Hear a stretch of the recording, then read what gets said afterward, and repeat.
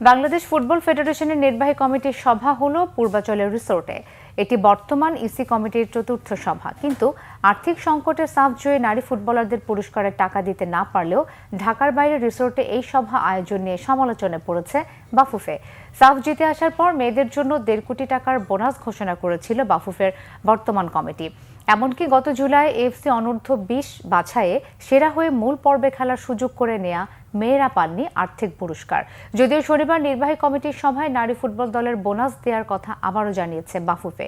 সভা শেষে বাফুফে মিডিয়া কমিটির প্রধান আমিরুল ইসলাম বাবু জানান, সভায় আলোচনা হয়েছে প্রতিশ্রুতি অনুযায়ী নারী ফুটবল দলের সকল আর্থিক পুরস্কার তুলে দিবে বাফুফে। তবে তারিখ জানাতে না পারলেও ভুটান লিগে খেলা শেষ করে মেয়েরা এবং কোচ দেশে ফিরলে অনুষ্ঠান করে তাদের হাতে এই পুরস্কার তুলে দেওয়ার কথা জানিয়েছেন তিনি। বাবু আরও জানিয়েছেন, দেশের বাইরে নারী ফুটবল দলের জন্য 2টি প্র্যাকটিস ম্যাচের ব্যবস্থা করছে বাফুফে। সভায় বাংলাদেশ ভুটান, বাংলাদেশ সিঙ্গাপুর ম্যাচের আয় ব্যয় নিয়ে আলোচনা হলেও চূড়ান্ত হিসেব পাওয়া যায়নি। 30 আগস্টের মধ্যে এই আয় ব্যয় পেলে মিডিয়া জানানো হবে। সভায় রেফারেন্স কমিটি পূর্ণ গঠন নিয়ে আলোচনা হলেও সিদ্ধান্ত চূড়ান্ত হয়নি। আর সেপ্টেম্বরে ফুটসাল দল মালয়েশিয়াতে প্রস্তুতি ম্যাচ এবং অনূর্ধ্ব 17 ছেলেদের দল সাফ ও এএফসি টুর্নামেন্ট খেলার বিষয় চূড়ান্ত হয়েছে।